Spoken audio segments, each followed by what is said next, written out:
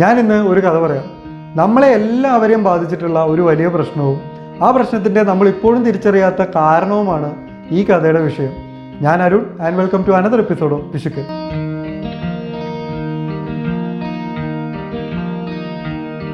ഈ കഥയിലെ നായകൻ കാർത്തിക് എന്ന ചെറുപ്പക്കാരനാണ്. കേരളത്തിലെ ഇടത്തരം വീടുകളിൽ നമുക്ക് കാണാവുന്ന ഡിഗ്രി കഴിഞ്ഞ് ജോലിക്ക് ശ്രമിച്ചുകൊണ്ടിരിക്കുന്ന ഒരു യുവാവാണ് കാർത്തിക്. കാർത്തികിന് ഒരു കാമുകിയുണ്ട്. പ്രിയ എന്നാണ് ആ പെൺകുട്ടിയുടെ പേര്. കാർത്തികിൻ്റെ കൂടെ കോളേജിൽ പഠിച്ച പെൺകുട്ടിയാണ്. പക്ഷേ ഇപ്പോൾ പ്രിയയ്ക്ക് ഡിഗ്രി കഴിഞ്ഞ ഉടനെ ഒരു ജോലി കിട്ടി. കാർത്തികിന് നിലവിൽ ജോലിയുമില്ല, വരുമാനമില്ല. അതുകൊണ്ട് തന്നെ കാർത്തികിൻ്റെ ഉള്ളിൽ ഒരു ടെൻഷനുണ്ട്. അവൾക്ക് നല്ലൊരു കല്യാണ ആലോചന വന്നാൽ അവൾ എന്നെ ഉപേക്ഷിച്ച് കല്യാണം കഴിച്ചു പോകുമോ എന്നുള്ളത്. കുറച്ചു കാലം അവനത് മനസ്സിൽ കൊണ്ട് നടന്നു. അവസാനം അവനത് തുറന്ന് ചോദിച്ചു. എല്ലാം കേട്ട് കഴിഞ്ഞപ്പോൾ പ്രിയ പറഞ്ഞു, എനിക്ക് വേണ്ടത് അണ്ടർസ്റ്റാൻഡിങ് ആയ സപ്പോർട്ടീവായ ഒരു ലൈഫ് പാർട്ട്ണറെയാണ്. അങ്ങനെ ഒരു ലൈഫ് പാർട്ട്ണർ ആവാൻ നിനക്ക് പറ്റുമെങ്കിൽ നിനക്ക് ജോലി ഇല്ലാത്തത് എൻ്റെ പ്രശ്നമല്ല, അതെൻ്റെ കൺസേണേ അല്ല എന്നവൾ പറഞ്ഞു. രണ്ടാമതായിട്ട് അവൾ പറഞ്ഞത്, ഇനി കല്യാണം കഴിഞ്ഞിട്ടും അവനൊരു ജോലി ഇല്ലാതായാലും അവളുടെ വരുമാനം വെച്ച് അഡ്ജസ്റ്റ് ചെയ്ത് ജീവിക്കാൻ അവന് പറ്റുമെങ്കിൽ ഇവനിനി വരുമാനമില്ലെങ്കിലും അതും അവൾക്ക് ഓക്കെ ആണെന്ന്. ഇത് കേട്ടപ്പോൾ കാർത്തികിന് ഭയങ്കര സന്തോഷമായി. രണ്ട് കാരണങ്ങൾ കൊണ്ടാണ് സന്തോഷമായത്. ഒന്നാമത്, ഇത്രയും കാലം പ്രേമിച്ചു കിടന്നിട്ടും ഇവർ വിവാഹത്തിനെ കുറിച്ച് ചർച്ച ചെയ്തിട്ടുണ്ടായിരുന്നില്ല. ആ കാര്യം ആദ്യമായിട്ട് പ്രിയയുടെ ഭാഗത്ത് നിന്ന് തന്നെ കേൾക്കാൻ പറ്റിയപ്പോൾ അവന് ആശ്വാസമായി. അവൾക്ക് എന്നെ കല്യാണം കഴിക്കണമെന്നുണ്ടല്ലോ എന്നുള്ളത്. രണ്ടാമതായിട്ട്, ഇവൾ ഈ പറഞ്ഞ ഒരു സപ്പോർട്ടീവ് ആൻഡ് അണ്ടർസ്റ്റാൻഡിങ് പാർട്ട്ണർ ആവാൻ അവനെ കൊണ്ട് പറ്റും. കാരണം അവൻ വളരെ പോസിറ്റീവായ കൂളായ ഒരു വ്യക്തിയാണ്. അവൻ നല്ലൊരു ലിസണറാണ്. സോ ഇനി അങ്ങോട്ട് ലൈഫിൽ അവളെ സപ്പോർട്ട് ചെയ്ത് അവളുടെ കൂടെ നിൽക്കാൻ അവനെ കൊണ്ട് പറ്റും. ഈ കാര്യം പരസ്പരം സംസാരിച്ചതോടുകൂടി രണ്ടുപേരും ഹാപ്പിയായി, രണ്ടുപേരും മൈൻഡ് ക്ലിയറായി. പ്രിയയ്ക്ക് അവൾക്ക് ആഗ്രഹിക്കുന്ന ഒരു പാർട്ട്ണർ എങ്ങനെ ഇരിക്കണം എന്നുള്ള കാര്യം അവനോട് പറയാനും പറ്റി. അതേപോലെ വരുമാനമില്ലെങ്കിലും കുഴപ്പമില്ല, എൻ്റെ കൂടെ നിന്നാൽ മതി എന്ന് പറയുന്ന ഒരു പെൺകുട്ടിയെ എന്തായാലും കാർത്തിക് വിട്ടുകളയില്ല. സോ അവളുടെ ഒരു വാല്യൂ അവന് മനസ്സിലായി. സോ ഇവളെ തന്നെ കല്യാണം കഴിക്കാം എന്ന് അവന് മനസ്സോട്ട് ഉറപ്പിച്ചു. പക്ഷേ ഇനിയാണ് പ്രശ്നം. ഒരു വിവാഹം എന്ന് പറയുമ്പോൾ അതൊരു അറേഞ്ച് മാരേജ് നടക്കുകയുള്ളൂ. കാരണം പ്രിയയ്ക്ക് അവളുടെ വീട്ടുകാരെ ധിക്കരിച്ച് കല്യാണം കഴിക്കാൻ പറ്റില്ല. പ്രിയയുടെ അച്ഛൻ ചെറുപ്പത്തിലേ മരിച്ചു പോയതാണ്. സോ അതിനുശേഷം അവളുടെ അമ്മ ജോലി ചെയ്തിട്ടാണ് അവളെയും അനിയനെയും പഠിപ്പിച്ചത്. പ്രിയയ്ക്ക് ഇപ്പോൾ ഒരു ജോലിയായി. പക്ഷേ അനിയൻ ഇപ്പോൾ ഡിഗ്രി കഴിഞ്ഞ് കാർത്തികിനെ പോലെ തന്നെ ഒരു ജോലി ഇല്ലാതെ ജോലി അന്വേഷിച്ച് നടക്കുകയാണ്. അപ്പോൾ അമ്മയെ വിഷമിപ്പിച്ചുകൊണ്ട് ഒരു വിവാഹം അവൾക്ക് താല്പര്യമില്ല. അറേഞ്ച്ഡ് മാരേജ് മതി. പക്ഷേ അറേഞ്ച്ഡ് മാരേജ് എന്ന് പറയുമ്പോൾ അമ്മയെ മാത്രം കൺവിൻസ് ചെയ്താൽ പോരാ, ഇവളുടെ ബന്ധുക്കളെയും കൺവിൻസ് ചെയ്യണം. തൽക്കാലത്തേക്കെങ്കിലും കാർത്തികിനൊരു ജോലി വേണം. ഈ കാര്യം അവൾ അവനോട് പറഞ്ഞു. അവനും മനസ്സിലായി. അങ്ങനെ അവൻ കുറച്ചുകൂടെ ഊർജിതമായി ജോലി അന്വേഷിക്കാൻ തുടങ്ങി. അങ്ങനെ കുറേ ശ്രമിക്കുമ്പോൾ കാർത്തികിനൊരു ജോലി കിട്ടി. അവന് കിട്ടിയത് ഒരു കോൾ സെൻറ്ററിലെ ജോലിയാണ്. ടെലി സെയിൽസ് ആണ് അവൻ്റെ ജോലി. ആൾക്കാരെ കൊണ്ട് പ്രൊഡക്റ്റ് വാങ്ങിപ്പിക്കണം. അവന് പറ്റുന്നൊരു പണിയേ അല്ല, അവൻ പഠിച്ച കോഴ്സിനനുസരിച്ചുള്ളതല്ല. പക്ഷേ വേറെ വഴിയില്ലാത്തതുകൊണ്ട് അവൻ ആ ജോലി ചെയ്യാൻ തുടങ്ങി. പക്ഷേ അവിടെ ഒരു പ്രശ്നമുണ്ട്. അവിടെ മന്ത്ലി ടാർഗറ്റ് ഉണ്ട്. ആദ്യത്തെ മാസം ആ ടാർഗറ്റ് കാർത്തികിന് എത്തിക്കാൻ പറ്റിയില്ല. അതുകൊണ്ട് തന്നെ അവനോട് പറഞ്ഞു, അടുത്ത മാസം ടാർഗറ്റ് മുട്ടിയില്ലെങ്കിൽ അവൻ്റെ ജോലി പോകും. ഈ സമയത്ത് പ്രിയയ്ക്ക് ഒരു കല്യാണ ആലോചന വരുന്നു. ആദ്യത്തെ ഒരു ആലോചന ആയതുകൊണ്ട് അവൾക്ക് എന്തൊക്കെയോ പറഞ്ഞ് ഒഴിഞ്ഞു മാറാൻ പറ്റി. പക്ഷേ ഇനി അങ്ങനെ ആലോചന വന്നാൽ ഈ കാര്യം വീട്ടിൽ പറയേണ്ടി വരും. സോ പ്രിയ കുറച്ച് പ്രഷറിലായി. അവൾ ആ കാര്യം കാർത്തികിനോട് പറയും, എനിക്ക് വീട്ടിൽ കുറച്ച് പ്രഷറുണ്ട്. സോ നീ ഈ ജോലി പോകാതെ നോക്കണം. ഞാൻ നിന്നെ പ്രഷറൈസ് ചെയ്യുകയാണെന്ന് അറിയാം, പക്ഷേ നമ്മുടെ അവസ്ഥ ഇതായതുകൊണ്ട് ഞാൻ പറയുന്നതാണ് എന്ന രീതിയിൽ പ്രിയ ഈ കാര്യം പറയുന്നു. ഇതോടുകൂടി കാർത്തിക് കുറച്ചുകൂടെ ആ ജോലിയിൽ ഇൻവോൾവ് ആവുന്നു. അവൻ വിളിക്കുന്ന ആൾക്കാരെ കുറച്ചുകൂടി ഈ പ്രൊഡക്റ്റ് എടുക്കാൻ നിർബന്ധിക്കുന്നു. അവരെ മാനിപ്പുലേറ്റ് ചെയ്ത രീതിയിൽ സംസാരിക്കുന്നു. അങ്ങനെ മെല്ലെ മെല്ലെ അവന് കൺവേർഷൻസ് ആയി തുടങ്ങുന്നു. സെയിൽ കൂടുന്നു. അവസാനം ആ ഒരു മാസത്തെ ടാർഗറ്റ് മുട്ടാൻ ഇനി ഒരാളെയും കൂടെ കൺവേർട്ട് ചെയ്താൽ മതി. ഈ അവസാനത്തെ ആളാണെങ്കിൽ ഭയങ്കര അഡമൻ്റായിട്ട് നിൽക്കുന്നു. അയാൾ ഒരുപാട് കാര്യങ്ങൾ ചോദിക്കുന്നു. അയാൾ കൺഫ്യൂസ്ഡ് ആണ്. പക്ഷേ കാർത്തിക് അവൻ്റെ സ്വന്തം റിസ്കിൽ എന്നുള്ള രീതിയിൽ ഒരു കുഴപ്പവും വരില്ല എന്നൊക്കെ പറഞ്ഞ് അയാളെ കൊണ്ടും ആ പ്രൊഡക്റ്റ് വാങ്ങിപ്പിക്കുന്നു. അങ്ങനെ അവൻ ആ ടാർഗറ്റ് മുട്ടുന്നു. ടാർഗറ്റ് മുട്ടിയതോടുകൂടി അടുത്ത മാസം തൊട്ട് അവൻ്റെ ജോലി കൺഫേം ആയി. കാർത്തികിന് സന്തോഷമായി, പ്രിയയ്ക്ക് സന്തോഷമായി. പ്രിയ ഇവരുടെ പ്രണയത്തിൻ്റെ കാര്യം വീട്ടിൽ പറയുന്നു. കാർത്തികും അവൻ്റെ വീട്ടിൽ പറയുന്നു. കാർത്തികിൻ്റെ വീട്ടിൽ നിന്നും ഒഫീഷ്യലായിട്ട് പെണ്ണ് കാണാൻ പോകുന്നു. വീട്ടുകാർ തമ്മിൽ സംസാരിക്കുന്നു. ഓക്കെയാണ്. ഇവന് തൽക്കാലമായിട്ടാണെങ്കിൽ ഒരു ജോലി ഉള്ളതുകൊണ്ട് പ്രിയയുടെ വീട്ടുകാരും ഓക്കെയാണ്. അങ്ങനെ വിവാഹം ഉറപ്പിക്കുന്നു. അങ്ങനെ രണ്ടുപേരും ഹാപ്പി ആയിട്ട് ലൈഫിങ്ങനെ മുന്നോട്ട് പോകുന്നു. പെട്ടെന്ന് ഒരു ദിവസം പ്രിയയുടെ അനിയൻ സൂയിസൈഡ് ചെയ്യുന്നു. എന്താണ് സംഭവം എന്ന് ആർക്കും പിടികിട്ടുന്നില്ല. കാർത്തികിൻ്റെ വീട്ടുകാരൊക്കെ ആ ചടങ്ങിന് പങ്കെടുക്കുന്നു. അങ്ങനെ ആ ചടങ്ങൊക്കെ കഴിയുന്നു. ചടങ്ങ് കഴിഞ്ഞതോടുകൂടി അമ്മ പെട്ടെന്ന് അങ്ങ് ഡൗൺ ആയിപ്പോയി. അച്ഛൻ ഓൾറെഡി ഇല്ല. ആകെ ഉണ്ടായിരുന്നൊരു ആൺതരിയാണ്, അവനും ഇല്ലാതായി. സോ ഇനി വീട്ടിലെ ഒരു ഗാർഡിയൻ ലെവലിൽ പ്രിയ നിൽക്കണം. പക്ഷെ അവൾക്ക് അതിനുള്ളൊരു മെൻ്റൽ സ്ട്രെങ്ത് ഇല്ല. അമ്മയുടെ മുന്നിൽ സ്ട്രോങ് ആയിട്ട് നിന്നാലും അവൾക്ക് പിടിച്ചു വയ്ക്കാൻ പറ്റുന്നില്ല. ആ സമയത്ത് കാർത്തിക് ഇവൾക്ക് നല്ല സപ്പോർട്ടീവായിട്ട് നിന്നു. അവൾ മുമ്പ് പറഞ്ഞ പോലെ സപ്പോർട്ടീവ് ആൻഡ് അണ്ടർസ്റ്റാൻഡിങ് ആയിട്ടുള്ള ഒരു പാർട്ട്ണറായിട്ട് കാർത്തിക് നിൽക്കുന്നു. അപ്പോൾ ഇവർ തമ്മിൽ സംസാരിക്കും. മിക്കവാറും ഇവൾ ഒന്നെങ്കിൽ കരയും അല്ലെങ്കിൽ ഇവനോട് ദേഷ്യപ്പെടും. ആ രീതിയിലാണ് ഇവളുടെ ഒരു മെൻ്റൽ സ്റ്റേറ്റ്. പക്ഷെ അത് മനസ്സിലാക്കി കാർത്തിക് ഒപ്പം നിൽക്കുന്നു. പക്ഷെ അവൻ്റെയും മെൻ്റൽ സ്ട്രെങ്ത് കുറഞ്ഞുകൊണ്ടിരിക്കുകയാണ്. കാരണം ഇവനൊരു ടാർഗറ്റ് ബേസ്ഡ് കമ്പനിയിലാണ് ജോലി ചെയ്യുന്നത്. അവന് നല്ല വർക്ക് ലോഡ് ഉണ്ട്. പക്ഷെ എന്നാലും ഇവൻ ഇവളെ സപ്പോർട്ട് ചെയ്ത് ഒരുവിധം ഇവരിങ്ങനെ മുന്നോട്ട് പോകുന്നു. ഈ സമയത്ത് പ്രിയയ്ക്ക് മനസ്സിലാവുന്നു ഇവളുടെ അനിയൻ മരിച്ചത് ഒരു കടബാധ്യത കാരണമാണ്. അവനൊരു ഓൺലൈൻ ലോൺ എടുത്തു, അവനത് അടയ്ക്കാൻ പറ്റിയില്ല. അവൻ അതിനിടയിൽ ഒരു ചെറിയ ജോലി കിട്ടിയിരുന്നു. പക്ഷേ ആ ഒരു വരുമാനം വെച്ച് അടയ്ക്കാവുന്നതിനേക്കാൾ കൂടുതൽ കടബാധ്യത അവൻ വരുത്തി വെച്ചിരുന്നു.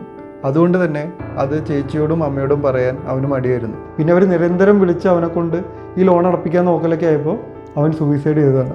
അങ്ങനെ കാർത്തിക് വർക്ക് ചെയ്യുന്ന സമയത്ത് ഒരു ദിവസം പ്രിയ കാർത്തികിനെ വിളിക്കുന്നു. എന്നിട്ട് പറയുന്നു ഇതാണ് സംഭവം, ഇത് കാരണമാണ് അനിയൻ സൂയിസൈഡ് ചെയ്തത്. സോ ഇപ്പോഴും അവൻ്റെ ഫോണിൽ കോളുകൾ വരുന്നുണ്ട് ഈ ലോൺ ക്ലോസ് ചെയ്യാൻ വേണ്ടിയിട്ട്. സോ ഇതിന് എന്തെങ്കിലും പ്രൊവിഷൻ ഉണ്ടോ? കാരണം കാർത്തിക് ആ ഒരു ഫീൽഡിലാണ് വർക്ക് ചെയ്യുന്നത്. അപ്പോൾ അവളോട് കാർത്തിക് പറയുന്നു നീ അവൻ്റെ ഡീറ്റെയിൽസ് ഇതാ, ഞാനൊന്ന് നോക്കട്ടെ എന്ന് പറയുന്നു. അങ്ങനെ കാർത്തിക് ആ ഡീറ്റെയിൽസ് ചെക്ക് ചെയ്യുമ്പോഴാണ് അവന് മനസ്സിലാവുന്നത് അവൻ 2ാമത്തെ മാസം ടാർഗറ്റ് മുട്ടിക്കാനായിട്ട് അവസാനമായിട്ട് കൺവെർട്ട് ചെയ്ത കസ്റ്റമറാണ് പ്രിയയുടെ അനിയൻ. പക്ഷെ അവനത് പ്രിയയുടെ അനിയനാണെന്ന് അറിയില്ലായിരുന്നു. ഇവൻ ഒരു ലോൺ കൊടുത്തു. പക്ഷെ ആ ലോൺ അടയ്ക്കാൻ പറ്റാതെയാണ് ഇവൻ സൂയിസൈഡ് ചെയ്തത്. ഇതറിഞ്ഞതോടുകൂടി കാർത്തിക് ആകെ ഷാറ്റേഡ് ആവുന്നു. കാരണം ഇവൻ ഇതുപോലെ ഒരുപാട് പേർക്ക് ലോൺ കൊടുത്തിട്ടുണ്ട്. അവരൊക്കെ ഏതവസ്ഥയിലാണ് ഇരിക്കുന്നതെന്ന് അവൻ അറിയുന്നില്ല. അതിനേക്കാളുപരി ഏറ്റവും പ്രിയപ്പെട്ട പ്രിയയുടെ അനിയൻ മരിക്കാൻ ഇവൻ കാരണമായി. ഈ കാര്യം ഇവന് പ്രിയയോട് പറയാനും പറ്റില്ല. പക്ഷേ ഇത് പറഞ്ഞില്ലെങ്കിൽ പ്രിയ ഏതെങ്കിലും വഴിക്ക് ഇത് അറിയും, അത് കൂടുതൽ പ്രശ്നമാകും. അങ്ങനെ വല്ലാത്തൊരു അവസ്ഥയിൽ കാർത്തിക് എത്തുന്നു. ഇത് കേൾക്കുമ്പോൾ ഒരു സിനിമാ കഥ പോലെ തോന്നുന്നുണ്ടാവും. ഇത് സിനിമയാക്കാൻ പ്ലാൻ ഉണ്ടെങ്കിൽ തിരക്കഥ ഞാൻ എഴുതാം, പറഞ്ഞാൽ മതി. ഇതാണ് കഥ. ഇനി നമുക്ക് കാര്യത്തിലേക്ക് വരാം. നമ്മൾ ഇത്തരം ന്യൂസുകൾ ഒരുപാട് കേൾക്കുന്നുണ്ട്. ആളുകൾ കടബാധ്യത കാരണം ആത്മഹത്യ ചെയ്യുന്നു, കുടുംബത്തോടെ ആത്മഹത്യ ചെയ്യുന്നു. ചിലരുടെ കടബാധ്യതയുടെ എമൗണ്ട് കാണുമ്പോൾ നമുക്ക് തോന്നും ഈ ഒരു എമൗണ്ടിന് വേണ്ടിയാണോ ആൾക്കാർ ആത്മഹത്യ ചെയ്യുന്നത്? പക്ഷെ അവർക്കത് വലിയൊരു എമൗണ്ടാണ്. അവർക്കത് മറ്റൊരാളോട് ചോദിക്കാൻ പറ്റുന്നുണ്ടാവില്ല. വേറെ ചിലർ ഈ കടബാധ്യത തീർക്കാൻ പറ്റാതെ കടം തിരിച്ചടയ്ക്കാനുള്ള വിളികൾ സഹിച്ച്, അവരുടെ ചീത്തവിളി സഹിച്ച്, അവർ മോർഫ് ചെയ്തുള്ള ഫോട്ടോ വെച്ച് ബ്ലാക്ക്മെയിൽ ചെയ്യുന്നതൊക്കെ സഹിച്ച് ജീവിതം മുന്നോട്ട് പോകുന്നുണ്ട്. ഏത് നിമിഷവും അവരും ചിലപ്പോൾ ജീവിതം അവസാനിപ്പിച്ചേക്കാം. എന്തുകൊണ്ടാണ് ഇവിടെ ഇത്തരത്തിൽ കടബാധ്യതകൾ കൂടുന്നത്? അതിൻ്റെ ഒന്നാമത്തെ കാരണം ഇത്തരം ലോണുകളുടെ ലഭ്യത കൂടിയതാണ്. എന്തുകൊണ്ട് ലഭ്യത കൂടി? അത് ഈ ബാങ്കുകളുടെയും ധനകാര്യ സ്ഥാപനങ്ങളുടെയും മത്സരം കൊണ്ടാണ്. പണ്ടും ഇവിടെ ലോണുകളുണ്ട്, പണ്ടും ഇവിടെ ബാങ്കുകളുണ്ട്. പക്ഷെ അന്നില്ലാത്തൊരു മത്സരം ഇന്നുണ്ട്. ഇവരുടെ പ്രധാന പ്രൊഡക്റ്റ് ലോണുകളും ക്രെഡിറ്റ് കാർഡുകളുമാണ്. സോ ഇത്തരം പ്രൊഡക്റ്റുകൾ വിൽക്കാൻ ഇവരുടെ എംപ്ലോയീസിന് പ്രഷർ കൊടുക്കുന്നു. ഇനി ചില കമ്പനികൾ ഈ ഒരു ഡ്യൂട്ടി വേറെ BPOസിനെ, കോൾ സെൻറ്ററുകളെ ഏൽപ്പിക്കുന്നു. ഞാൻ നേരത്തെ പറഞ്ഞ കഥയിലെ ആ ജോലി, അവിടെ ആ ജോലി ചെയ്യുന്ന ഒരാളുടെ ടാർഗറ്റ് മുട്ടുമ്പോൾ ഇവിടെ ഒരാളുടെ ജീവൻ പോവുകയാണ്. ആ ജോലിയാണ് പ്രശ്നം. പക്ഷേ ആ ഒരു ഭാഗത്തേക്ക് നമ്മുടെ ശ്രദ്ധയോ ഗവൺമെൻറ്റിൻ്റെ ശ്രദ്ധയോ ഇതുവരെ ചെന്നിട്ടില്ല. നിങ്ങൾക്ക് ഇതേപോലെ എത്ര കോൾ ഒരു ദിവസം വരുന്നുണ്ടാവും? എനിക്കും അങ്ങനെ ഒന്നിൽ കൂടുതൽ കോൾ ഒരു ദിവസം വരുന്നുണ്ട്. ഒരു ദിവസം ഒരു 7:30 വൈകിട്ട് 7:30 ഒരു കോൾ വന്നു. അപ്പോൾ ഞാൻ കോൾ എടുത്തിട്ട് ചോദിച്ചു നിങ്ങൾ ഈ നേരത്തേക്ക് എന്തിനാണ് വിളിക്കണമെന്ന് ചോദിച്ചപ്പോൾ ആൾ പറഞ്ഞ് 8 മണി വരെ ഉണ്ട്, എനിക്ക് ഇത്രയും കോൾ എത്തിക്കണമെന്ന് ടാർഗറ്റ് ഉണ്ട്, അതുകൊണ്ടാണ്. അപ്പോൾ ഞാൻ പറഞ്ഞു എനിക്ക് ജോലിയില്ല, ഞാൻ റിസൈൻ ചെയ്തു. സോ എനിക്ക് നിങ്ങൾ തരുന്ന ലോൺ തിരിച്ചടയ്ക്കാൻ പറ്റില്ല, നിങ്ങളുടെ ഡാറ്റയിൽ നിൻ്റെ നമ്പർ എടുത്ത് കളയൂ, സോ ദാറ്റ് എനിക്ക് ഇനി കോൾ വരില്ലല്ലോ. അപ്പോൾ അയാൾ പറഞ്ഞു ഞാൻ അങ്ങനെ മാർക്ക് ചെയ്യാം, നിങ്ങൾക്ക് ലോൺ വേണ്ടാന്നുള്ളത് ഞാൻ മാർക്ക് ചെയ്യാം, പക്ഷേ ഉറപ്പൊന്നുമില്ല, അടുത്ത മാസം ചിലപ്പോൾ വേറെ ആരെങ്കിലും വിളിക്കുമായിരിക്കും. സോ ഇതാണ് അവിടുത്തെ ഒരു സിസ്റ്റം. അവർക്ക് ഇങ്ങനെ ടാർഗറ്റും പ്രഷറുമാണ്. സോ ഈ കിട്ടുന്ന ഡാറ്റ ഇരുന്ന് വിളിക്കുക എന്നല്ലാതെ ഇവർക്ക് വേറെ ഒന്നും ചെയ്യാനില്ല. പക്ഷേ ഈ ഒരു ജോലി കാരണം ഇവർ ഈ ടാർഗറ്റ് പ്രഷറിൻ്റെ പുറത്ത് ലോണ് തിരിച്ചടയ്ക്കാൻ പറ്റാത്തവരെ കൊണ്ട് ലോൺ എടുപ്പിക്കുന്നു, ക്രെഡിറ്റ് കാർഡ് എടുപ്പിക്കുന്നു. അവസാനം അവൻ കടം മൂത്ത് വലിയൊരു കുരുക്കി പോയി പെടുന്നു. ചിലരെങ്കിലും ജീവിതം അവസാനിപ്പിക്കുന്നു. സോ അതിൻ്റെ ഉത്തരവാദിത്വം ഈ ലോണ് നിർബന്ധിച്ച് കൊടുക്കുന്നവർക്കില്ലേ? ഉണ്ട് എന്ന് തന്നെയാണ് എൻ്റെ അഭിപ്രായം. ഈ ഒരു ജോലി സത്യത്തിൽ സമൂഹത്തിൽ വലിയൊരു അപകടമാണ് ഉണ്ടാക്കിയിരിക്കുന്നത്.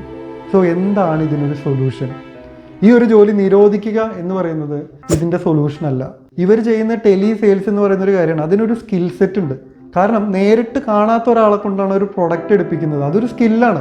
അപ്പോൾ ടെലി സെയിൽസ് എന്ന് പറയുന്ന കാര്യം ചെയ്യുന്ന ആൾ ആ കഴിവുള്ളത് കൊണ്ടാണ് അത് ചെയ്യുന്നത്. അയാൾ ആ ജോലി ചെയ്ത് വരുമാനം ഉണ്ടാക്കുന്നതിൽ ഒരു തെറ്റുമില്ല. പക്ഷേ അങ്ങനെ ചെയ്യുമ്പോൾ കുടുംബങ്ങൾ കടക്കണിയിലാവുന്നു, കുറേ പേര് ഇത് കാരണം ജീവൻ അവസാനിപ്പിക്കുന്നു. ആരാണ് ഇതിന് ഉത്തരവാദി? ഈ ജോലി ചെയ്യുന്നവരല്ല, അവർക്ക് ടാർഗറ്റ് കൊടുത്ത് പ്രഷർ കൊടുത്ത് അവരെ കൊണ്ട് ഇത് ചെയ്യിക്കുന്നവരാണ് ഇതിന് ഉത്തരവാദികൾ. ഇന്ത്യയിൽ ക്രെഡിറ്റ് കാർഡിന് ഡ്യൂ വരുത്തുന്നവരുടെയും ലോണ് തിരിച്ചടയ്ക്കാൻ പറ്റാത്തവരുടെയും എണ്ണം കൂടി വരികയാണ്. ഈ ഒരു സാഹചര്യത്തിലാണ് ആളുകളെ അങ്ങോട്ട് വിളിച്ച് ലോണും ക്രെഡിറ്റ് കാർഡും ഓഫർ ചെയ്യുന്നത്. പണം കിട്ടുമെന്ന് കേട്ടാൽ ആരും വേണ്ടെന്ന് പറയില്ല. പക്ഷെ അവരുടെ നിലവിലെ വരുമാനവും ഉള്ള ബാധ്യതകളൊക്കെ വെച്ച് പുതിയ ലോണൊന്നും ഇവരെ കൊണ്ട് തിരിച്ചടയ്ക്കാൻ പറ്റില്ല. അങ്ങനെ അവരൊക്കെ കൂടുതൽ കടക്കെണിയിലേക്ക് പോയി വീഴും. സോ ഇവിടെയാണ് നിയന്ത്രണം വേണ്ടത്.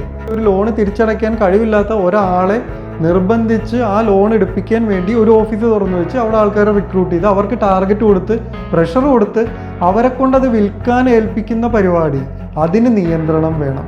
അങ്ങനെ വന്നില്ലെങ്കിൽ ഇനിയും കടം കൂടും, കടക്കെണികൾ കൂടും, കടം മൂലമുള്ള ആത്മഹത്യകൾ കൂടും. സോ ഈ ഒരു ഏരിയയിലേക്ക്, ഈ ജോലിയുമായി ബന്ധപ്പെട്ട് പ്രവർത്തിക്കുന്ന കമ്പനികളിലേക്ക് ഗവൺമെൻറ്റിൻ്റെ ശ്രദ്ധ വരണം. കൃത്യമായ റെഗുലേഷൻസ് ഇവിടെ കൊണ്ടുവരണം. ഈ ജോലിയെ കൃത്യമായിട്ട് നിയന്ത്രിക്കണം. ഈ വീഡിയോ ഇഷ്ടപ്പെട്ടെങ്കിൽ നിങ്ങളൊരു ഹെൽപ്പ് ചെയ്യണം. ഈ വീഡിയോയുടെ ലിങ്ക് നിങ്ങൾ വാട്സപ്പിലൊന്ന് സ്റ്റാറ്റസ് ആയിട്ട് ഷെയർ ചെയ്യണം. അടുത്ത എപ്പിസോഡിൽ മറ്റൊരു ടോപ്പിക്കുമായി കാണാം. Thank you for watching.